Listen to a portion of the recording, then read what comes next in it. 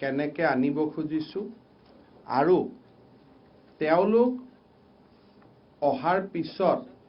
স্বাস্থ্য বিভাগে কি ধৰণে এই লোকসকলক অসমত কোভিড-19ৰ পৰিৱেশৰ লগত সংগতি ৰাখি কেনেকৈ আমি তেওঁলোকক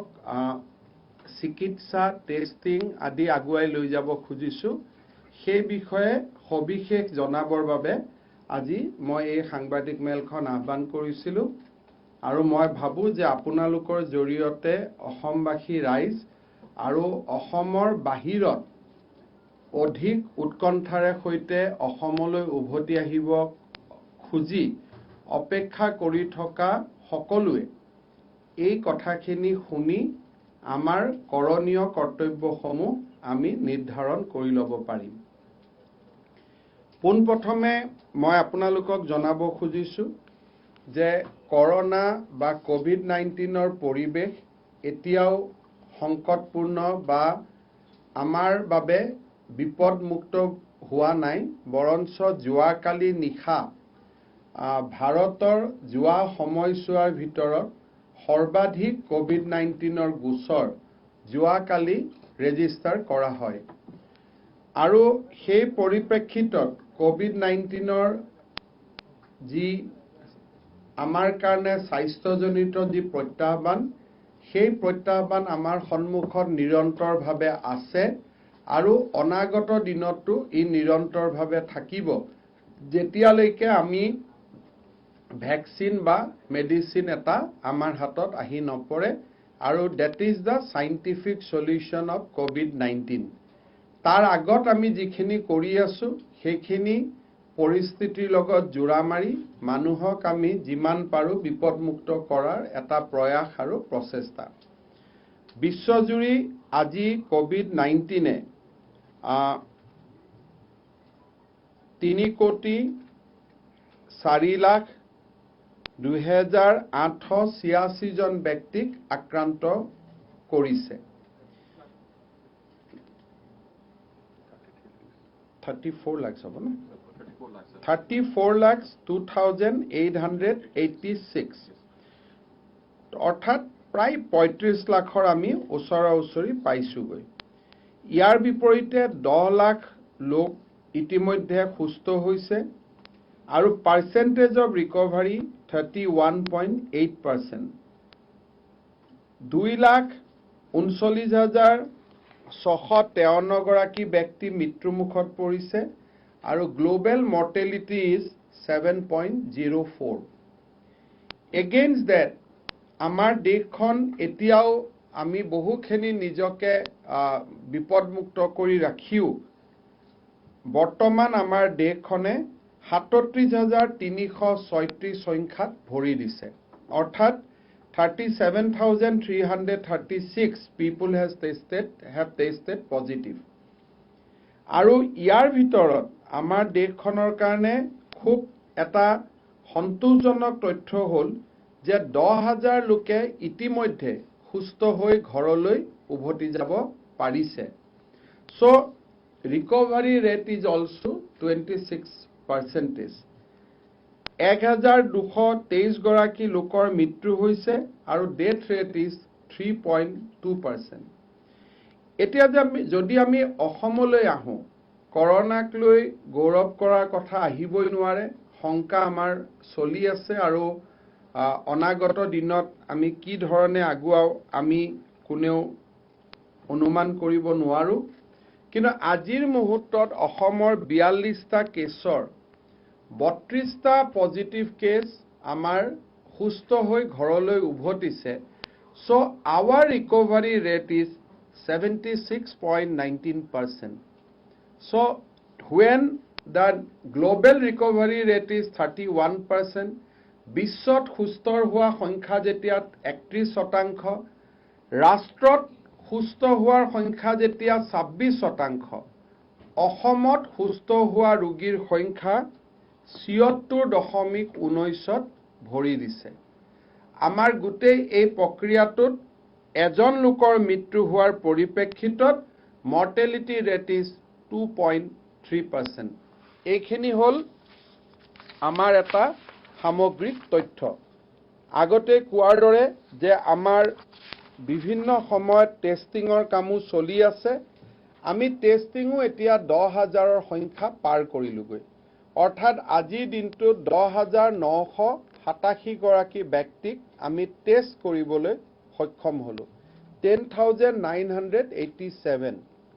ছয়টা টেষ্টিং লেবৰেটৰীয়ে কাম কৰিছে গুৱাহাটীৰ প্ৰাইভেট হস্পিটালসমূহক আমি এনকাৰেজ কৰিছো যে আপোনালোকে টেষ্টিং লেবৰেটৰী খোলক ডিফু মেডিকেল কলেজতো আমি টেষ্টিং লেবৰেটৰী খোলাৰ বাবে চেষ্টা অব্যাহত ৰাখিছো আৰু টেষ্টিঙৰ ক্ষেত্ৰত উৰিষ্যা চৰকাৰে কৰাৰ দৰে পাব্লিক প্ৰাইভেট পাৰ্টনাৰশ্বিপতো টেষ্ট কৰাবৰ বাবে আমি ব্যৱস্থা হাতত লৈছো বা নিবিদা আদি আমি প্ৰকাশ কৰিছো আৰু যদি সেইটো হয় প্ৰাইভেট লেবৰেটৰীৰ লগত আমি পিপিপি কৰিও টেষ্টৰ সংখ্যা বঢ়াব খুজিছো কাৰণ অসমৰ বাহিৰৰ পৰা লোকসকল ঘূৰি অহাৰ লগে লগে testing requirement will increase manifold এই বিষয়টো আমি দৃষ্টিগোচৰ ৰাখিছো আমাৰ অতি মই আনন্দ সহকাৰে জনাব খুজিছো যে অসম কেয়াৰৰ অধীনত 2,000 টকাকৈ অসমৰ বাহিৰত থকা লোকক আমি যি সহায় কৰাৰ আঁচনি লৈছিলো এই আঁচনিয়ে 2,55,000 ব্যক্তিক স্পৰ্শ কৰিবলৈ এই মুহূৰ্তলৈ সক্ষম হৈছে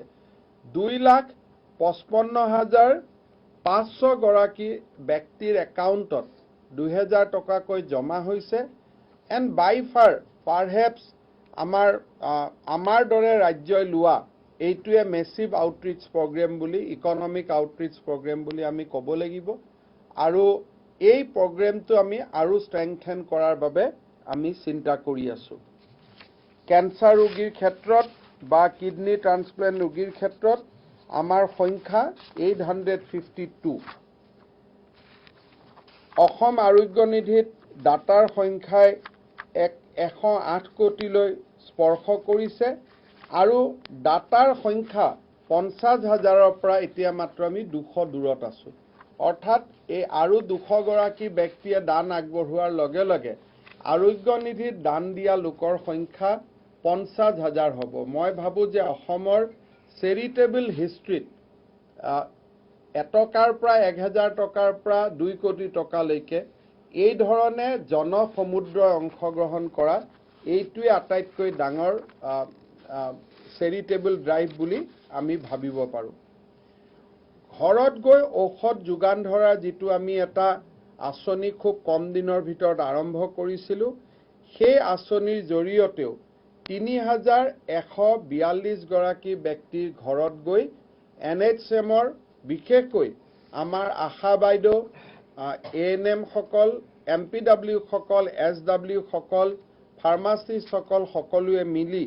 3,142 গৰাকী ব্যক্তিৰ ঘৰত ঔষধ লৈ যাবলৈ সক্ষম হৈছে এতিয়া মই আহিব খুজিছো আমাৰ ৰাইজে এটা সততে সুধি থকা প্ৰশ্ন এটা হ'ল যে আমি অসমলৈ কেতিয়া ঘূৰি আহিব পাৰিম এতিয়া যদি আমি পৰিৱেশটো চিন্তা কৰো তেতিয়াহলে এটা কথা আমি দেখো যে অসমৰ বাহিৰত 2,000 টকাটোৰ বাবে যেতিয়া আমি ফৰ্ম ফিল আপ কৰিব কৈছিলো 6,12,000 মানুহে আমাক ফৰ্ম ফিল আপ কৰিছিলে বহুত ব্যক্তি আছে যোনে পঢ়ি আছে 2,000 টকাটোৰ প্ৰয়োজনীয়তা নাই চাকৰি কৰি আছে 2,000 টকাৰ প্ৰয়োজনীয়তা নাই তেনেকুৱা ব্যক্তিৰ সংখ্যা আৰু 2 লাখ হ'ব বুলি আমি সহজে ক'ব পাৰো আৰু এই 8 লাখ ব্যক্তিৰ লগত পৰিয়াল আছে আমি নাম্বাৰ অফ ফ্যামিলি খুদিছিল কোনোবাই 2জন দিলে কোনোবাই 3জন কলে নাম্বাৰ অফ ফ্যামিলি মেম্বাৰ্স সেই ধৰণে আমি চাব গলে ৰাজ্যখনৰ বাহিৰত আজিৰ দিনত অতি কমেও 20 লাখ লোক হেড কাউন্ট হিচাপত আছে ফ্যামিলি হিচাপত 8 লাখ ষ্টুডেন্ট হিচাপত 8 লাখ বহুতৰ ফ্যামিলি নাই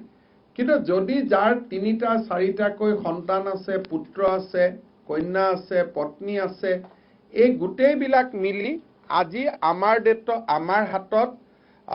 অসমলৈ উভতি আহিব লোকৰ সংখ্যা 20 লাখতকৈ কম নহব সেইকাৰণে কোনো এখন ৰাজ্য চৰকাৰৰ কাৰণে এইটো সম্ভৱ নহয় যে প্ৰতিজন ব্যক্তিক আমি অসমলৈ উভতাই আনিম আৰু বাহিৰা ৰাজ্যত উদ্যোগবিলাক খোলাৰ পিছত প্ৰতিজন ব্যক্তি হয়তো উভতি অহাৰো প্ৰয়োজনীয়তা নাথাকে কাৰোবাৰ উদ্যোগটো বন্ধ হৈ আছিল এতিয়া খুলি গ'ল 4 তাৰিখৰ পৰা লকডাউনৰ যি নতুন নিয়ম আহিলে যিবিলাক গ্ৰীণ ডিস্ট্ৰিক্ট আছে গ্ৰীণ ডিস্ট্ৰিক্টৰ পৰা আমাৰ ব্যক্তিসকল ইয়াত উভতি অহাৰ সম্ভাৱনা বহুত পৰিমাণে কম হ'ব কাৰণ তাতে বেপাৰ বাণিজ্য খুলিব তাতে অফিচ কাছাৰী খুলিব অসমলৈ আহিলে অহা যোৱা কষ্টৰ উপৰিও 14 দিনৰ কোৱাৰেণ্টাইনকে ধৰি এটা বিশাল ব্যৱস্থাৰ তেওঁলোক সন্মুখীন হ'ব লাগিব আৰু মই ভাবো সেই দিশৰ পৰা আমি অসম চৰকাৰে এইটো কথাকে ৰাইজক ক'ব খুজিম যে যিসকল অহাৰ প্ৰয়োজনীয়তা আছে তেওঁলোকক যাতে আমি প্ৰথম অগ্ৰাধিকাৰ দিব পাৰো আৰু তেওঁলোকক আনাটোৱে যাতে আমি প্ৰথম লক্ষ্য হিচাপে আমি বান্ধি ল'ব পাৰো যিসকল অহাৰ প্ৰয়োজনীয়তা নাই আৰু হটস্পটৰ পৰা আহিলে যিসকলে ৰাজ্যখনৰ প্ৰতিজন জনসাধাৰণৰ প্ৰতি ভাবুকি সৃষ্টি কৰিব পাৰে মই অত্যন্ত বিনম্ৰতাৰে সৈতে তেওঁলোকক অনুৰোধ কৰিম যে আপোনালোকে আৰু কিছুদিন অপেক্ষা কৰক কিন্তু যদি আজি য'ত হটবেড হৈ আছে হটস্পট হৈ আছে তাৰ পৰা যদি উভতি আহে আমাৰ ৰাজ্যখনৰ বৰ্তমানৰ পৰিৱেশটো বিনষ্ট হোৱাৰ সম্ভাৱনা থাকে আৰু মই ঘৰলৈ ঘূৰি আহি মোৰ দেউতা মাৰ গাত কোভিড গটাই দিয়াৰ মই ভাবো আমাৰ নৈতিক অধিকাৰো নাথাকে যে মই এটা বেমাৰ লৈ আহিলো প্ৰথমটো মোৰ ঘৰত আহি দেউতা মাকে দিম মোৰ বুঢ়া ককা দেউতাক দিম গতিকে মই ভাবো যে জাজমেন্ট আমি ব্যক্তিৰ ওপৰত এৰিছো তেওঁলোকে জাজমেন্ট ল'ব কিন্তু এই জাজমেন্ট লওঁতে মই অত্যন্ত বিনম্ৰতাৰে সৈতে অনুৰোধ কৰিম যে আপুনি য'ত আছে তাত যদি কুশলে আছে আৰু তাত যদি আপুনি উপাৰ্জনৰ সুবিধা 4 তাৰিখৰ পিছত ওলাই তেতিয়ালে আপুনি ঘূৰি অহাৰো কথা নাথাকে লাহে লাহে শেষৰ ফালে আপুনি ঘূৰি আহিব পাৰে কিন্তু আমি অসম চৰকাৰে কোনো ৰেষ্ট্ৰিকশন নকৰো কাৰণ আমি বিচাৰো যে মাতৃভূমিলৈ উভতি অহাৰ সকলোৰে অধিকাৰ আছে আমি কাকো হাক দিব নোৱাৰো কিন্তু বিনম্ৰতাৰে সৈতে আমি অনুৰোধ কৰিব পাৰো যে আপুনি যদি হটস্পটত আছে আপুনি যদি উপাৰ্জন কৰিব পৰা কাৰখানাটো খুলি গ'ল বা আপুনি যদি কাম কৰা দোকানখন আৰম্ভ হৈ গ'ল আপুনি যদি কাম কৰা অফিসটো পুনৰ কাৰ্যক্ষম হ'ল তেতিয়াহলে আপোনালোক 30 দিন 35 দিন পিছত আহিব পাৰে নেকি এই কথাখিনি মই বিবেচনাৰ কাৰণে আমাৰ ৰাইজলৈকে এৰি থৈ গৈছো কিন্তু আমি অসমৰ চৰকাৰ হিচাপে মাতৃভূমিলৈ উভতিব খোজা কোনো ব্যক্তিক বাধা দিয়াৰ অধিকাৰ আমাৰ নাই আৰু বাধা দিয়াৰ প্ৰশ্নও নুঠে সেই কথাও মই স্পষ্ট কৰি দিব খুজিছো এতিয়া অহা কালিৰ পৰা আমি উত্তৰ পূৰ্বৰ সকলো ৰাজ্যৰ দুৱাৰ অসমলৈ আমি মুকলি কৰি দিম মানে অহা কালি ৰাতিপুৱাৰ পৰা জুনে যেনেকে উত্তৰ পূৰ্বৰ ৰাজ্যসমূহৰ পৰা আহিব খুজে তেওঁলোক আহিব পাৰে কোনো পাছ নালাগে কোনো একো নালাগে উত্তৰ পূৰ্বৰ প্ৰতিখন ৰাজ্যৰ চৰকাৰসমূহক আমি জনাই দিছো যে we have opened our border with all northeastern states so they can just come in ইয়াত আৰু কোনো পাছ নালাগে কতো লিখা লিখি কৰিব নালাগে একো কৰিব নালাগে আপোনালোক অসমলৈ আহক অহাৰ লগে লগে জিলাৰ সীমান্তত আমি আপোনালোকৰ স্বাস্থ্য পৰীক্ষা কৰিম আৰু আমি যাক যেনেকে প্ৰয়োজন হোম কোৱাৰেণ্টাইন ফেচিলিটি কোৱাৰেণ্টাইন বা আন ধৰণৰ হস্পিটাললৈকে লৈ যোৱাৰ যিটো ব্যৱস্থা সেইটো আমি হাতত লম গতিকে প্ৰথম আমি the first announcement is that we have opened our boundary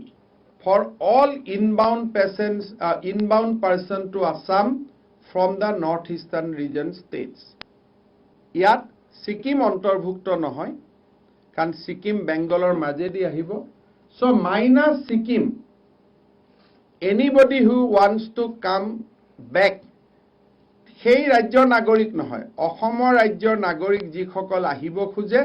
তেওঁলোকে অহা কালিৰ পৰা অসমলৈ উভতি আহিব পাৰে। নিজৰ গাড়ী লৈ আহক, অন্য উপায়েৰে আহক, তেওঁলোক আহক। কিছুদিন পিছত সেই ৰাজ্যৰ ৰাজধানীলৈকে আমি অসম ৰাজ্যিক পৰিবহণৰ বাছ আমি পঠিয়াম। কিন্তু কেতিয়া আমি পঠাম সেইটো এতিয়া আমি ক'ব নোৱাৰো, কাৰণ এইকেইদিন আমি অসমৰ ভিতৰত ডিব্ৰুগড়ত বন্ধ হৈ থকা, গোৱালপাৰাত বন্ধ হৈ থকা আমাৰ নাগৰিকসকলক আমি ডিষ্ট্ৰিক্ট ৱাইজ যেটো আমি স্কিম লৈছিলো যে ইখন জিলাৰ পৰা সিখন জিলাত আহিব পাৰে, সেই কামটোত আমি লাগি আছো। গতিকে সেই কামখিনি শেষ হৈ যোৱাৰ পিছত 3, 4, 5 দিন পিছত আমি ডিমাপুৰ, ইটানগৰ, আগৰতলা এই অঞ্চলসমূহলৈকে আমি বাছ পঠিয়াম। কিন্তু কোনোবাই বাছ পঠিওৱাৰ আগতে নিজে নিজে যদি গুচি আহিব খোজে, তেওঁলোকৰ যান বাহন, ব্যক্তিগত যান বাহন লৈ গুচি আহিব খোজে, তেওঁলোক আহিব পাৰে। কালিৰ পৰা অসমৰ সীমান্ত আমি উত্তৰ পূৰ্বৰ বসবাস কৰা অসমবাসী ৰাইজৰ বাবে আমি মুকলি কৰি দিছো। So the first announcement is that Assam government has opened its boundary to all our northeastern regional states except Sikkim, so that people of Assam who are temporarily at present in those states, they can come without any obstruction, subject to health checkup at the district boundary. So এই পইণ্টটো আপোনালোকৰ clear আছে? কিন্তু ASTC আমি পঠাম কেইটামান দিন সময় লাগিব, আৰু তেওঁলোকে আমাক পাৰমিশনৰ কাৰণে মই ইটানগৰত আছো, মই পাছিঘাটত আছো, মই কেতিয়া আহিব পাৰিম, কি কৰিম, একো সুধিব নালাগে। You can just walk in from today, tomorrow morning. So this is the first announcement. Of course, ৰাতি 7টা বজাৰ পিছত নাহিব, কাৰণ 7টাত অসমত আমি কাৰফিউটো 6টাতে ইম্পোজ কৰিম বুলি ভাবিছো। আমি 6 to 6 কৰিম বুলি ভাবিছো ইনষ্টেড অফ 7 to 7। সেই কাৰণে এনেকে আহিব যাতে 6 বজাৰ আগত অসমত আপোনালোক সোমাব পাৰে। Is it clear? Second, ভাৰতৰ বিভিন্ন ৰাজ্যত উত্তৰ পূৰ্বক বাদ দি ভাৰতৰ বিভিন্ন ৰাজ্যত যিসকল ব্যক্তি বাস কৰি আছে আৰু অসমলৈ উভতি আহিব খোজে, তেওঁলোকে এই নম্বৰটোত হোৱাটছআপ কৰিব লাগে। সৰি, মিছ কল দিব লাগে। হোৱাটছআপ নহয়, মিছ কল। আৰু এবাৰ কৈ দিছো, হোৱাটছআপ নহয়, মিছ কল। জাষ্ট মাত্ৰ এটা মিছ কল কৰিব। নম্বৰটো হ'ল 7428159966। আপোনালোকে এবাৰ কৈ দিয়ক, তেতিয়া মই বুজি পাম সবে ঠিক কৰি লিখিছে বুলি। 7428159966। Yes. So এই নম্বৰটো আজিৰ পৰা আপোনালোকে মিছ কল দিয়ক। এই মিছ কল দিয়াৰ লগে লগে 48 ঘণ্টাৰ ভিতৰত, খুব ভালকৈ শুনিব, আৰু এজন মানুহে 200 বাৰ 100 বাৰ মিছ কল দিব নালাগে, মাত্ৰ এবাৰ মিছ কল দিয়ক। আৰু 48 ঘণ্টা সময় ধৈৰ্যৰে আপোনালোকে অপেক্ষা কৰক। আপোনালোকলৈকে এটা লিংক যাব। এই লিংকটোত আপোনালোক কোন ৰাজ্যৰ পৰা আহিব, কলৈকে যাব, কলৈকে আপোনালোক ৰেলত আহিব খুজিব, বাছত আহিব খুজিব, নিজৰ গাড়ী লৈ আহিব খুজিব, এইখিনিৰ কাৰণে আপোনালোকে কোনো ধৰণৰ তথ্য যি আমি বিচাৰিম, সেই তথ্যখিনি লিপিবদ্ধ কৰি আপোনালোকে আমালৈকে লিংকটো পঠিয়াই দিয়ক। এই লিংকটো স্বাস্থ্য বিভাগে নহয়, অসম পুলিচে এই গোটেই কাৰ্য ব্যৱস্থা পৰিচালনা কৰিব। অসম পুলিচৰ নোডেল অফিচাৰ হিচাপে এডিশনেল ডিজি জিপি সিং আৰু হৰমিত সিং, এই দুইগৰাকী ব্যক্তিয়ে নোডেল অফিচাৰ আৰু অল্টাৰনেট নোডেল অফিচাৰ হিচাপে এই দুইগৰাকী ব্যক্তিয়ে কাম কৰিব। আৰু অসম পুলিচৰ পৰা আপোনালোকলৈকে কমিউনিকেশ্যন যাব যে আপোনালোক কেতিয়া আহিব বা ট্ৰেইন ঠিক হৈছে বাছ ঠিক হৈছে যি ধৰণৰ ব্যৱস্থা ৰাজ্য চৰকাৰে কৰে সেই খবৰ আমি তেওঁলোকক জনাম তেওঁলোক আহিব পাৰিব এতিয়া এছাম ব্যক্তি আছে যিছাম ব্যক্তিয়ে 2,00,000 টকাৰ আৰ্থিক সাহায্যৰ বাবে আগতেই 9615471547ত মিছ কল দি থৈছে তেওঁলোকে ইচ্ছা কৰিলে দ্বিতীয়বাৰ মিছ কল নিদিলেও হ'ব দিয়াত আপত্তি নাই কিন্তু নিদিলেও হ'ব So 9615471547 যেটো আমি হেলথ ডিপাৰ্টমেন্টৰ পৰা আগতে আমি কৰিছিলো তেওঁলোকৰ ওচৰলৈকে লিংকটো অটোমেটিক 48 ঘণ্টাত গুচি যাব সো তেওঁলোকে নতুনকৈ WhatsApp বা নতুনকৈ তেওঁলোকে মিছ কল নিদিলেও হ'ব তেওঁলোকলৈকে কমিউনিকেশ্যন বা লিংকটো নিজে নিজে গুচি যাব এইখিনি কাম 48 আৱাৰ্ছৰ ভিতৰত কৰিব লাগিব মিছ কল দিয়ক এটা মিছ কল দিয়ক দুটা তিনটা দিব নালাগে এটা মিছ কল দিয়ক 7428159966 সেকেন্ড যদি অলৰেডি 2000 টকা আৰ্থিক সাহায্যৰ কাৰণে 9615471547ত যদি ফোন কৰিছিলে মিছ কল দিছিলে দ্বিতীয় 15471547 এই নম্বৰটোত যদি আগত কৰি থৈ দিছিলে যি 6,20,000 ব্যক্তিয়ে কৰিছিলে তেওঁলোকে দ্বিতীয়বাৰ নকৰিলেও হ'ব কৰিলে আপত্তি নাই কিন্তু নকৰিলেও হ'ব সো এতিয়া অকনমান আমি বুজি পাম যে নতুনকৈ কৰিব খোজা সকলে 7428159966ত কৰক এটো হল কৰিব কোৱা আৰু আগত 2000 টকাটোৰ কাৰণে যদি কোনোবাই কৰিছিলে তেওঁলোকে দ্বিতীয়বাৰ নকৰিলেও হ'ব এতিয়া এইখিনি হল সাধাৰণ জনতাৰ কাৰণে যিখিনি সাধাৰণ জনতা নিজে গাড়ী লৈ অহাৰ সক্ষমতা নাথাকিব নিজে বাস ভাড়া কৰিব নোৱাৰিব সেইটো এটা কথা কিন্তু যিখক আৰু এওঁলোকক আনোতে আমাৰ সময় লাগিব কাৰণ যদি 6 লাখ মানুহ আহু বুলি কয় 600 ট্ৰেইনছ লাগিব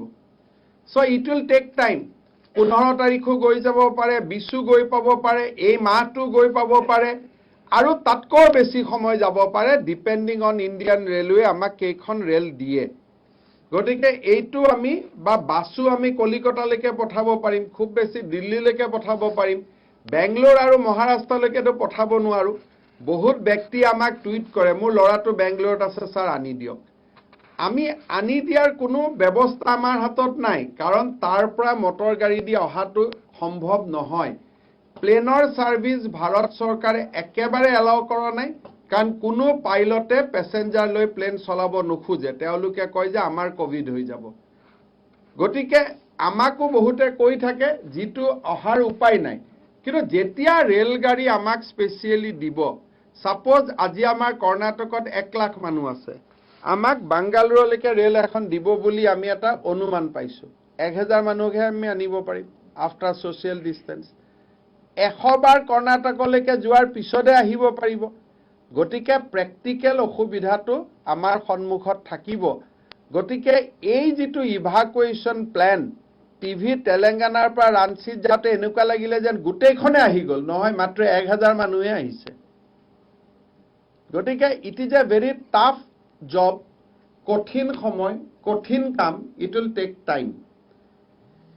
কিন্তু কিছুমানে কালি আহিব খোজে পৰখি আহিব খোজে আৰু তেওঁলোকৰ নিজৰ গাড়ী মটৰ বা বাহন তেওঁলোকে ভাড়া কৰি আনিব পৰা অৱস্থাত আছে তেওঁলোকে এই নম্বৰটোলৈকে ইমেইল কৰক assamtransportrelief@gmail.com Assam Transport Relief all small letter in one word without any break Assam transport relief all R one work আমি এখন জেৰক্স কৰি আপোনালোকক দি দিম assam transport relief @gmail.com এই নম্বৰটো এবাৰ চিফ সেক্ৰেটাৰী ডাঙৰীয়াই তেওঁৰ টুইটতো এই মেইলটোৰ কথা উল্লেখ কৰিছিল ইয়াত যিসকলে নিজে নিজে গাড়ী লৈ আহিব খোজে তেওঁলোকে মেইল পঠাব পাৰে আমি কালিৰ পৰাই তেওঁলোকক পাছ দিয়া আৰম্ভ কৰিম আজি ইনফেক্ট যোৱাকালি ৰাতি বিহাৰৰ পৰা দল এটা আহি পালে কালাপাহাৰত তেওঁলোকক কোৱাৰেণ্টাইন কৰা হৈছে অলপ পিছতে 18 জনীয়া দল এটা আৰু আহি আছে অহাকালি ৰাতিপুৱা গুজৰাটৰ পৰা আৰু এটা দলে যাত্ৰা আৰম্ভ কৰিব গতিকে যিসকলে নিজৰ গাড়ী ভাড়া কৰি বাছ বা ট্যাক্সি বা ট্ৰান্সপোৰ্ট কৰি আহিব খোজে তেওঁলোকে assam transport relief @gmail.com তেওঁলোকে অনতি পলমে ইয়াতে মেইল কৰক আমি তেওঁলোকক মেইলতে পাছ পঠাই দিম আৰু অহাকালি ৰাতিপুৱাৰ পৰা তেওঁলোক আহিব পাৰিব সো ইন নাটসেল এই কি পইণ্ট ফৰ প্ৰেছ কনফাৰেন্স বুলি মই এখন আমি বনাইছো মই সেইখন গাই দিম আপোনালোকৰ যদি কিবা কনফিউজন থাকে ক'ব নহলে সকলোৰে মোবাইলত আমি পঠাই দিম 6.28 lakhs have registered on 9615471547 for Assam Cares financial assistance. They need not register themselves again for the passes. Register mane miss call dibo na lage. Eto enake likhi dibo je did not give miss call. Register boli kole digdar hobo. They will be sent a link in 48 hours which they can fill up in their details for the travel. Eto hol eta point. Ditiyoto hol those who have not sought financial assistance but want to come to Assam may please give a missed call on 7428159966. For those who wants to travel with their own vehicle, they should apply on Assam Transport Relief @gmail.com. 18টা. So ito সবকে WhatsApp কৰি দিও বা এটা copy সব দিও ৰেজিষ্টাৰটো কাটি miss call বুলি কৰি লিখি দিও এতিয়া সেকেন্ড পইণ্টটো হল মই এটা বিনম্ৰতাৰে সৈতে আহ্বান জনালো যে যিসকলে আহিব নুখুজে তেওঁলোক যদি তাতে কাম আছে থাকিছে বা ৰেলত বা বাছত ৰেজিষ্ট্ৰেচন পোৱাত আৰু অসুবিধা হ'ব এই ব্যক্তিসকলৰ বাবে আমি অহা 15 তাৰিখে প্ৰতি মাহৰ 15 তাৰিখে আমি একোটাকৈ আৰ্থিক অনুদান আমি প্ৰেৰণ কৰিম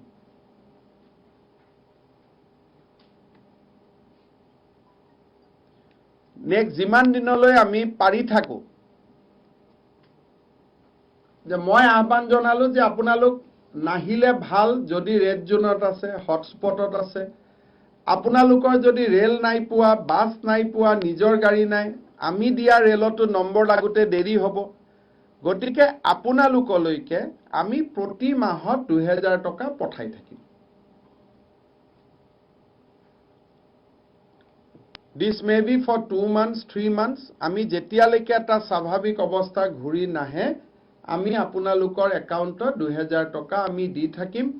যোৱা 2,55,000 মানুহক আমি দিলো ভেৰিফিকেশনৰ পিছত হয়তো আৰু 1 লাখ মানুহক আমি দিব পাৰিম 3.5 লাখ 4 লাখ মানুহে পাব এইখিনি লোকক যেতিয়ালৈকে তেওঁলোক অসমত ঘূৰি নাহে আমি তেওঁলোকৰ একাউণ্টত এটা পুঁজি আমি 2000 টকা মান্থলি আমি দি থাকিম নিজৰ জায়গাত ৰেষ্টুৰেন্ট খুলিব এতিয়া নিজৰ জায়গাত ইন্ডাষ্ট্ৰি খুলিব যদি আপোনালোক গ্ৰীণ জোনত আছে অতিৰিক্তকৈ অসম চৰকাৰৰ পৰাও এই পুঁজিটো পালে আৰু আপোনালোক নাহিলে আমাৰ প্ৰেছাৰ কমিব কাৰণ আমাৰ হস্পিটাল বেড কোৱাৰেণ্টাইন আমাৰ যেটো এটা ইনফ্ৰাষ্ট্ৰাকচাৰ আৰু প্লাস ৰেল আমি ইমান নাপাওঁ 6 লাখ মানুহক আনিবৰ কাৰণে গতিকে যিসকল নাহিলেও হয় তেওঁলোক একেবাৰে পূজাৰ সময়ত অসমত আহক আৰু যিসকলৰ নহয় আমি উপায় নাই যাব লাগিবই মাতৃভূমিলৈকে উভতি অহাত কাৰো বাধা নাই খালি আমি লজিষ্টিকটো অৰ্গেনাইজ কৰিব লাগিব এইটো হল অহাৰ ক্ষেত্ৰত এতিয়া আমি নেক্সট প্ল্যান লৈছো যে অহাৰ পিছত আমি কি কৰিম কাৰণ অসমৰ ৰাইজৰ মনত বহুতৰ প্ৰশ্ন আছে যে এই মানুহখিনি আহিলে কৰোনা আহি যাব নেকি So there is another set of people june মোক কালি পৰখিৰ পৰা প্ৰশ্ন কৰি আছে যে স্যাৰ এই মানুহবোৰে আহিলে আহাটো আমি বিচাৰো কিন্তু আহিলেতো আজি আমাৰ ইয়াত যেটো পৰিবেশ হেটো বেয়া হৈ যাব হেটো বেয়া হৈ নাযায় বুলি আমি কোনেও ক'ব নোৱাৰো জুৱা কালি আপোনালোকে মোৰ এটা টুইট দেখিছিলে মুম্বাইৰ পৰা ক্যান্সাৰ পেশেন্টখিনিক ফ্লাইটেদি ইভাকুৱেট কৰাৰ কাৰণে আমি এটা প্ৰাৰম্ভিক আলোচনা চলাইছিলো ভাৰত চৰকাৰৰ সিভিল এভিয়েশন মিনিষ্ট্ৰি আমাক কলে যে তোমালোকক অনুমতি দিম নিদিম পিছৰ কথা কিন্তু অনুমতি দিলে কিন্তু টেষ্ট লগত টেষ্ট ৰিজাল্ট লৈ আহিব লাগিব এয়াৰপোৰ্টত উঠুতে আমি টেষ্ট কৰিলো টেষ্ট কৰাৰ লগে লগে দুজন ৰোগীক আমি অসম ভৱনৰ কেম্পাছটোৰ ভিতৰতে আমি দুজন ৰোগীক পজিটিভ পালো তাৰমানে যেতিয়া অসমলৈ এই 6 লাখ লোক সোমাই আহিব 5 লাখ 4 লাখ লোক সোমাই আহিব অসমৰ জনস্বাস্থ্যৰ প্ৰতি স্বাভাৱিকভাৱে এটা ভাবুকিৰ সৃষ্টি হ'ব আৰু আমি যদি সেইটো পাৰ কৰিব পাৰো আজি আমি নিজৰ ভিতৰতে কথা পাতোতে কৈছো যদি সেইটো ভাবুকি আমি পাৰ কৰিব পাৰো হসাকৈ আমি নিজকে নিজে কংগ্ৰেচুলেট কৰিম কোনোবাই আমাক কংগ্ৰেচুলেট কৰক নকৰক আমি নিজকে নিজে কংগ্ৰেচুলেট কৰিম যে হয় ডাঙৰ কাম এটা আমি কৰিলো বাট মই ভাবো সেই কংগ্ৰেচুলেশনটো পোৱা ইমান সহজ নহয় কাৰণ আমি এটা নিশ্চিত প্ৰত্যাহ্বানৰ মাজেদি আমি যাবই লাগিব এতিয়া আমি প্ল্যান কৰিছো কি যে এই লোকসকল অহাৰ লগে লগে শ্ৰীৰামপুৰ আৰু বক্সিহাটত পুলিচৰ একোজন এছপিৰ নেতৃত্বত আৰু আমাৰ হেলথ ডিপাৰ্টমেন্টৰ এডিশনাল ডিৰেক্টৰ ৰেংকৰ দুজন অফিচাৰৰ নেতৃত্বত আমাৰ এটা জয়েন্ট পোষ্ট বহিব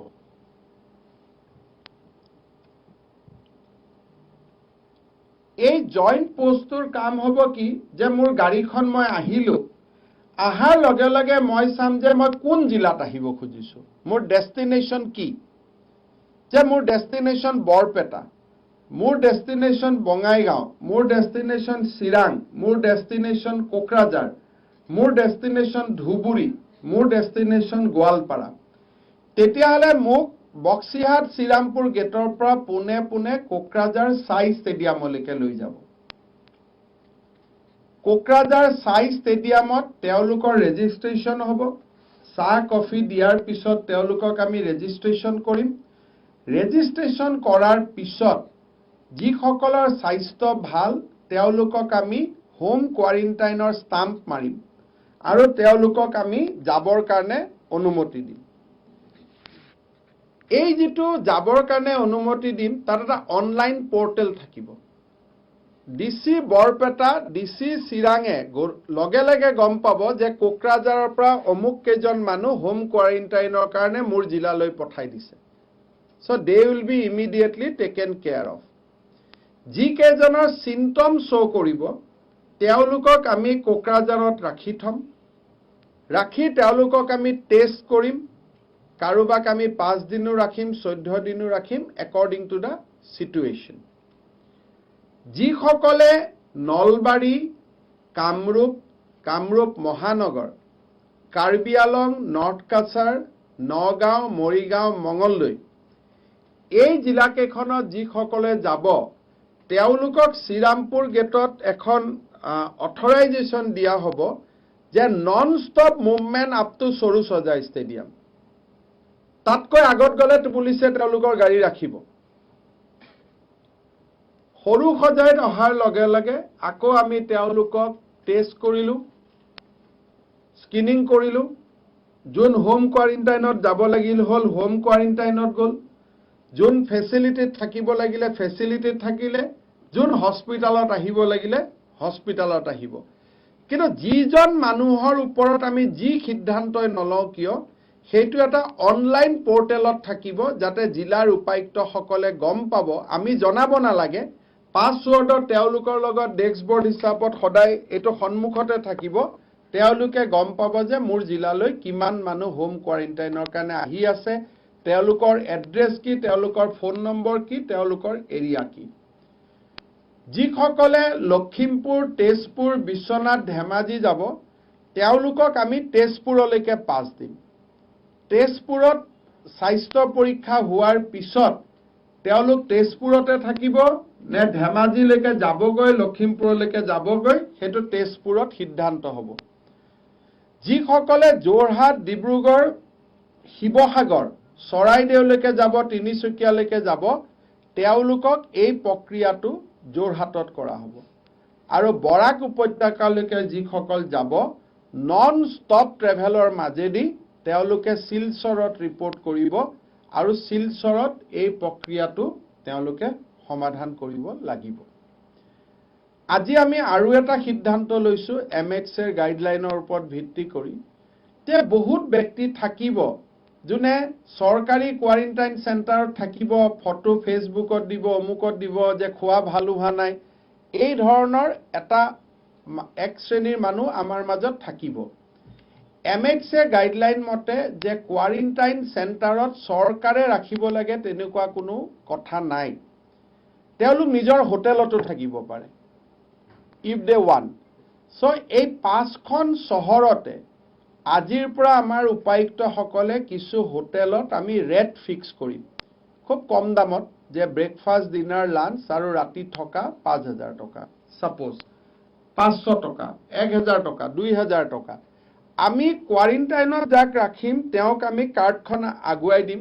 যে আপোনালোকে যদি চৰকাৰী কোৱাৰেণ্টাইনত থাকিব নোখোজে, আপোনালোকৰ অপশ্যন আছে, অমুকখন হোটেলত যাব পাৰে। তাতো আমাৰ ডক্টৰ থাকিব, তাত আমাৰ অফিচাৰ থাকিব। ৰাতিপুৱা মোবাইল ডক্টৰে সদায় ৰাতিপুৱা হোটেল কেইখনত গৈ সকলোৰে স্বাস্থ্য পৰীক্ষা কৰিব। হোটেলৰ পৰাই আমি সোৱাব আনিম। তেওঁলোকে হোটেলত নিজৰ আৰ্থিক পৰিৱেশ অনুসৰি টেলিভিছন, কম্পিউটাৰ এই ধৰণৰ যি সুবিধা আছে সেই ধৰণৰ সুবিধা উপভোগ কৰি তেওঁলোকে হোটেলত থাকিব পাৰিব, যিটো পেইড কোৱাৰেণ্টাইন। আৰু MHে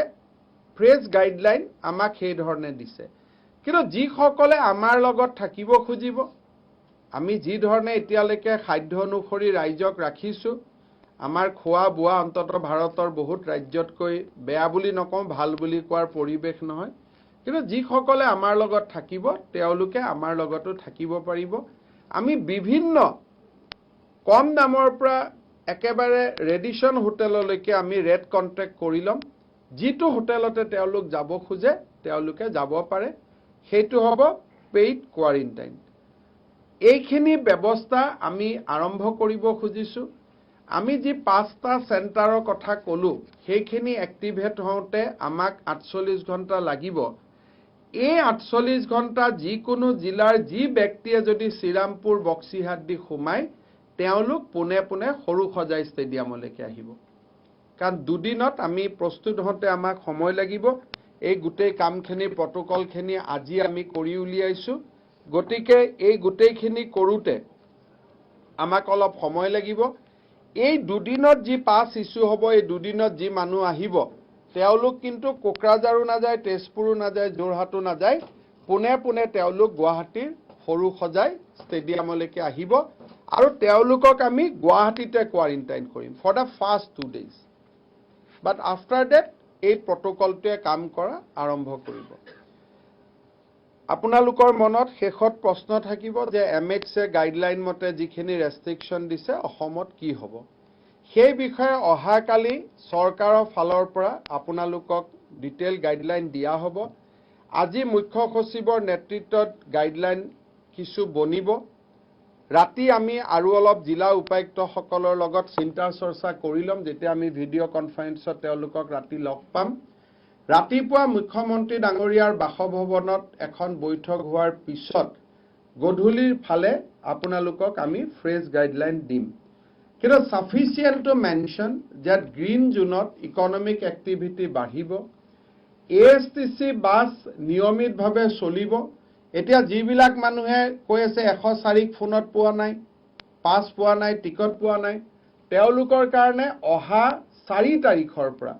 অসমত নিয়মীয়া ASTC সেৱা আৰম্ভ হ'ব। খালি 50% সিটত মানুহ যাব। বাকি 50% যি ASTCৰ লোকচান হ'ব সেইটো ৰাজ্য চৰকাৰে বহন কৰিব আগতকৈ বাছৰ সংখ্যা কমিব ঠিক সেই ধৰণে বিভিন্ন ইকোনমিক এক্টিভিটি চলিব আৰু অসমৰ ক্ষেত্ৰত আমি কাৰফিউটো 7 to 7 নকৰি আমি 6 to 6 কৰিব খুজিছো যাতে কোনোবা এজন মানুহ ৰাতিপুৱা 7টাত ASTCত বহিলে গধূলি 7টাৰ আগতে তেওঁলোকে যাতে গৈ তিনিচুকীয়া পাব পাৰে কাৰণ এই নন ষ্টপ জাৰ্নি বিলাকো আৰম্ভ হ'ব গতিকে যিসকল ব্যক্তিয়ে ASTC বাছৰ অপেক্ষাত আছিলে পাছ পোৱা নাই বিভিন্ন ধৰণে আমাকো টুইট ফেসবুকৰ জৰিয়তে যত্ন কৰিছে তেওঁলোকক আমি ক'ব খোজো যে 4 তাৰিখৰ পৰা আপোনালোকে নিয়মিত ASTC সেৱা আপোনালোকে লাভ কৰিব এতিয়া অৰেঞ্জ জোনত যাব পাৰিব নে নাই ৰেড জোনত যাব পাৰিব নে নাই এই গোটেই ডিটেইলছ নীতি নিৰ্দেশনা অহা কালিহে আমি আপোনালোকক দিব পাৰিম গতিকে এই সম্পৰ্কত যিখিনি MHCৰ ফ্ৰেজ গাইডলাইনৰ ওপৰত আপোনালোকৰ যিখিনি প্ৰশ্ন সেইখিনি আমি অহা কালি উত্তৰ দিব চেষ্টা কৰিম আজি আমি আপোনালোকক অসমৰ বাহিৰৰ পৰা কেনেকৈ মানুহক উভতাই আনিব পাৰি উভতাই অনাৰ পিছত হেলথ ডিপাৰ্টমেণ্টে কি ধৰণে ৰেসপন্স কৰিব এই গোটেই ব্যৱস্থাটোৰ বিষয়ে আমি আপোনালোকক অৱগত কৰালো সৰুকৈ ধুবুৰীত আমি যিখিনি ৰেন্ডম চেকিং কৰিছিলো তাৰ ৰিজাল্ট নেগেটিভ আহিছে তাৰ মানে কমিউনিটি লেভেলত ধুবুৰী জিলাটো কোভিড স্প্ৰেড হোৱা নাই বুলি সৰুকৈ দাবী কৰিব পৰা এটা পৰ্যায়ত আছে বঙাইগাঁৱত টেষ্টসমূহ গুৱাহাটী মেডিকেল কলেজত চলি আছে অহা কালি তাৰ আমি ৰিজাল্ট দিব পাৰিম আপোনালোকৰ যদি কিবা প্ৰশ্ন আছে আপোনালোকে সুধিব পাৰে Borders between different states, once it starts, there will be some window, time frame that of closing? No, as of now we are not closing unless some state become red. But ulai joato ami nidiu. Only coming. Ulai jabor karone they have to have a pass from Meghalaya government. They have to have a pass from Nagaland government. So all inward journey will remain open. But outward journey will depend on the other states. Ami kintu ulai jaote bon korim. Humaute ami bon nokoro. Aro there is no window at least next 10 days they can enjoy this.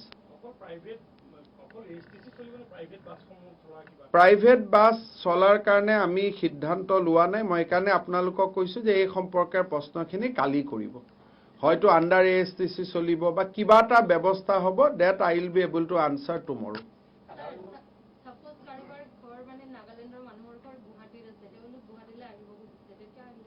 আহিব পাৰিব খালি ঘূৰি যাব নোৱাৰে আৰু হৈ গল আমি কৈ থাকোতে মিস কল আহিয়ে গল এটা খবৰ ললে চাই দিয়েছেন কমি কিমান আহিল এতিয়ালৈকে আহিয়ে গল এটা মুম্বাইৰ বাহিৰে এক মিনিট কওকচোন হেতু এতিয়া টেন্ডাৰ দিছুহে কোনোবা আগবাঢ়ি আহিবও লাগিব প্ল্যানটো আমি যিমান লাগে আমি যদি 6 লাখ মানুহ আহে তেতিয়া হলে নিটো 60000 টেষ্ট কৰিব লাগিব এতিয়া ডিপেন্ড কৰিব কিমান মানুহ বাহিৰৰ পৰা সোমাই আহে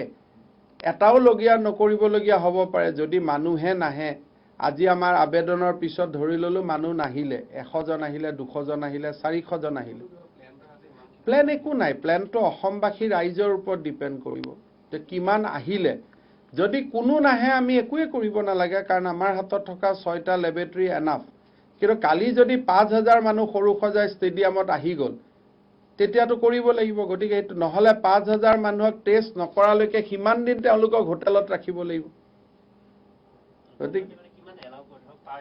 আমি এলাও কৰাৰ আমাৰ কোনো পাৱাৰ নাই মাতৃভূমিলৈকে এটা মাতৃভূমিলৈকে উভতি অহা মানুহক আমি শ্ৰীৰামপুৰত ক'ত ৰাখিম কালি যদি কলিকতাৰ পৰা মই কৈ দিছো কালি যদি কলিকতাৰ পৰা 5000 মানুহ আহি উপস্থিত হৈ গল আমি তেওঁলোককটো শ্ৰীৰামপুৰ গেটত ৰাখিব নোৱাৰো আলটিমেটলি তো গুৱাহাটী খুমুৱাবই লাগিব হেকা এটো আপোনালোকক প্ৰশ্নটো কৰোতে আপোনালোকে সক মই টেষ্ট কৰি ফুৰ্তি নাপাও এটা যদি মানুহ আহে তেতিয়া টেষ্ট কৰিব লাগিব এটা কিমান মানুহে কি নাহে এইটোতো ভগৱানে মোক ইমান শক্তি দিয়া নাই যে এইটো মই আজিয়ে ক'ব পাৰিম যে 3 তাৰিখে কিমান আহিব 6 তাৰিখে কিমান আহিব ডিপেন্ড কৰিব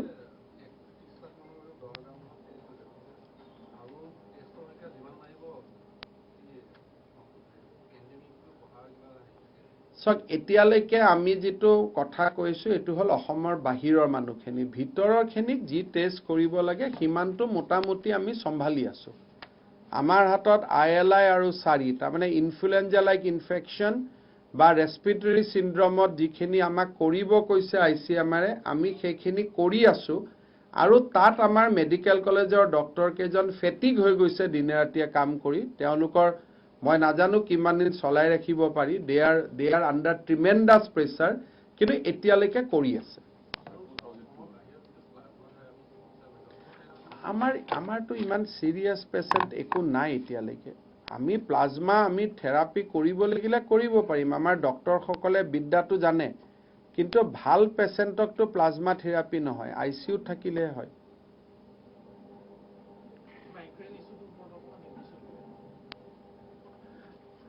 From today, Assam government is allowing the people from entire northeastern region to come in, provided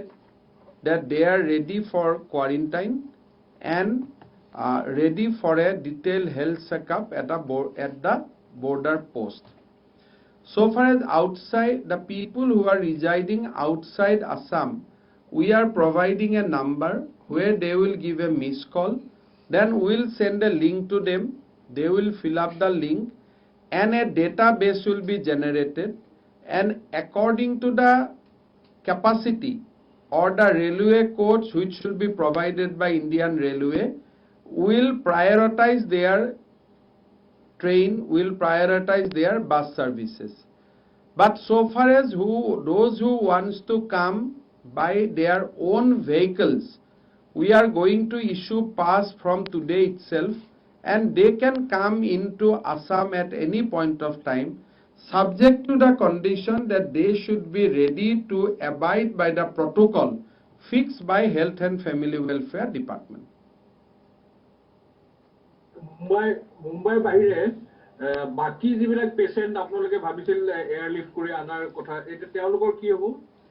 এতিয়া আমাৰটো প্ৰথম আমি প্ল্যান কৰিছিলো মুম্বাইৰ পৰা আনিম কাৰণ আমাৰ 95% আমি মুম্বাইত আমাৰ আছিল লাৰ্জেষ্ট নাম্বাৰ এতিয়া বাকি সকলৰ ক্ষেত্ৰতো তেনেকে তেওঁলোকক যদি এই ৰিপৰ্টটো দিয়াৰ পিছত probably civil aviation ministry will think twice কাৰণ they have just open up their discussion with Assam government যে আমি অসমক ফেচিলিটি এটো দিব পাৰো নেকি but now as positive case has emerged. So what will be their response? That has to be ascertained now.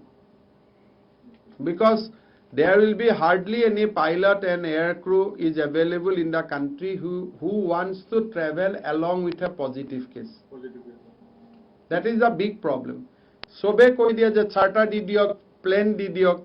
Kintu attaitko dangor problem hoise je pilot aru crew kheniye positive case thakile cholabo nokhoje. And obviously sobe nijor to chinta koribo.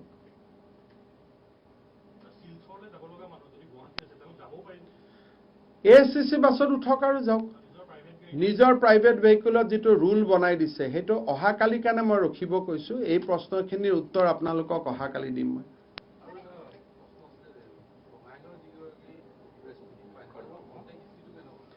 Contact হিষ্ট্ৰিটো DC বঙাইগাঁৱৰ মতে SDMNHO গৰাকীৰ পৰা এটা উদ্ভৱ হ'ব পাৰে বুলি চিন্তা কৰি থকা হৈছে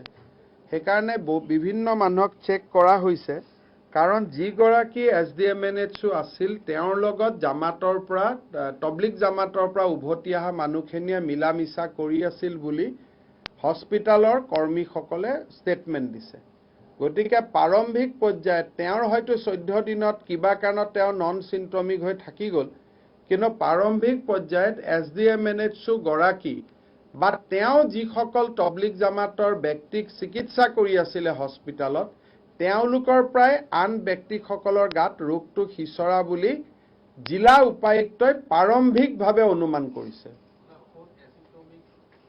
বহুত আছে এচিম্পটমিকটো বহুত এটা কয় স্যাৰ আপোনাৰে এবাৰ হৈছে হৈ গল বুলি মুকে বহুতে হাঁহি আছে পৰখিৰ পৰা গতিকে নোবডি ন'জ এচিম্পটমিক এতিয়া খালি আপোনালোক নহয়, আপোনালোকৰ টেষ্ট হৈ গ'ল যেতিয়া। আমি টেষ্ট কৰা নাই কাৰণে ক'ব নোৱাৰোঁ আৰু। গতিকে এইটো নোবডি ন'জ হু ইজ এচিম্পটমিক।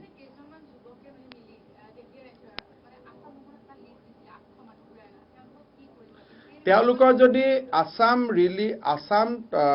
এইটো মোৰ লৈ গ'ল আসাম ট্ৰেন্সপৰ্ট ৰিলিফ, যিটো মই আপোনালোকৰ আছিলে যিটো ইমেইল দিছোঁ, তাতে যদি ইমেইল কৰে, কোনোবাই যদি নিজৰ বাছ নিজৰ গাড়ী ভাড়া কৰি আহিব খোজে,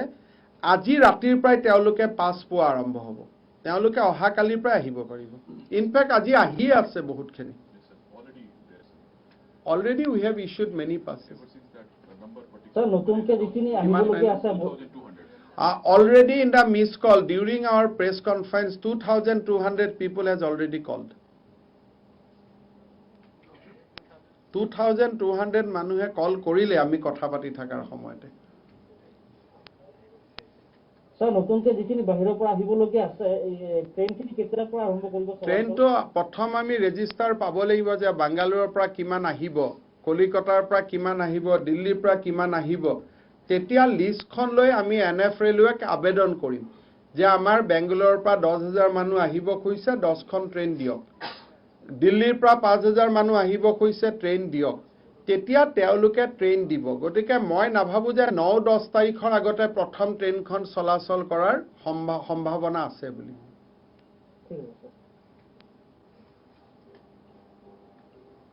খালি নম্বৰখিনি ভুল কৰি নিদিব, নম্বৰখিনি স্ক্ৰীনত যাতে, আৰু যিটো বিশেষকৈ যিসকলে বাছ গাড়ী লৈ আহিব খুজিব তেওঁলোক যিহেতু কালিৰ পৰা আহিব পাৰিব, গতিকে অনলাইন যিটো আমি ইমেইল দিলোঁ সেইটো আপোনালোকে ভালকৈ দি দিলে। আৰু উত্তৰ পূৰ্বতো আমি এইটো কৈছোঁ যে ট্ৰেন্সপৰ্ট সেৱা অপেন হোৱাৰ লগে লগে উত্তৰ পূৰ্বৰ ৰাজধানীবিলাকলৈকে অসম ৰাজ্যিক পৰিবহণ নিগম যাব। যাৰ গাড়ী মটৰ নাই, তেওঁলোকৰ আৰ্থিকভাৱে অহাটো সম্ভৱ নহয়, তেওঁলোকে অপেক্ষা কৰক। তেওঁলোকে গম পাব যে আমি কোনদিনা শ্বিলঙলৈকে বাছ পঠাম, কোনদিনা আগৰতলা, কোনদিনা ইটানগৰ, এই বাছখিনি বিষয়ে তেওঁলোকে নিজে গম পাব। আমি পাব্লিচিটি দি দিম। হ'ব, ধন্যবাদ।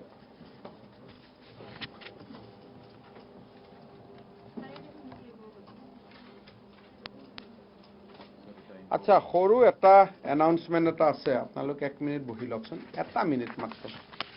তাৰমানে অসমত আপোনালোকে জানে যে আমি ভাৰত চৰকাৰে এটা সেৱা আগবঢ়াইছিলে ই-সঞ্জীৱনী বুলি। এই ই-সঞ্জীৱনী সেৱাৰ উদ্দেশ্যটো হ'ল যে www.esanjeevani.opd.in এইটো নম্বৰৰ লগত কানেক্ট কৰিলে কোনোবা ৰোগীৰ যদি মনত কোভিড হোৱা বুলি আশংকা হৈ আছে বা তেওঁৰ মনত ডক্টৰৰ ওচৰতো আহিব খোজা নাই, তেওঁ টেলি কনফাৰেন্সৰ জৰিয়তে ডক্টৰৰ লগত কথা পাতিব পাৰে। আৰু অসমৰ 50জন ডক্টৰে ইতিমধ্যে টেলিমেডিচিন সেৱাৰ কাম আৰম্ভ কৰিছে। 50 নে কিমান মনো? 171 ডক্টৰে কাম কৰিছে আৰু 50জন পেচেণ্টে ইতিমধ্যে সহায় পাইছে। গতিকে যিসকলৰ মনত সন্দেহ আছে, আমি অহাকালিৰ পৰা এইটো পেপাৰতো দিম, আৰু যাব ভয় খাই কিজানি আমাৰ মানে অলপতো সামাজিক কথা এটা থাকেই, তেওঁলোকে এই 104ত ফোন কৰাৰ উপৰিও ডাইৰেক্টলি যদি ডাক্তৰৰ লগত ফেচ টু ফেচ কথা পাতিব খোজে, এই ই-সঞ্জীৱনী OPDৰ সহায় ল'ব পাৰিব। আমি NHMৰ পৰা আপোনালোকৰ চেনেলবিলাকত ট্ৰিকাৰত দি দিম, কিন্তু ৰাইজক অনুৰোধ কৰিছোঁ যাতে যিসকলে ডাইৰেক্টলি ডাক্তৰৰ লগত কথা পাতিব খোজে এই সেৱাটোৰ সুবিধা ল'ব পাৰে। ভৱিষ্যতে এই সেৱাটো আমি স্থায়ী কৰিম, তেতিয়া অন্যান্য বেমাৰৰ ক্ষেত্ৰতো পাৰিব, কিন্তু বৰ্তমান কোভিড, ILI 4 মানে ইনফ্লুৱেঞ্জা লাইক ইনফেকশ্যন, জ্বৰ, ফিভাৰ, এওঁলোকে কথা পাতিব পাৰে। ধন্যবাদ।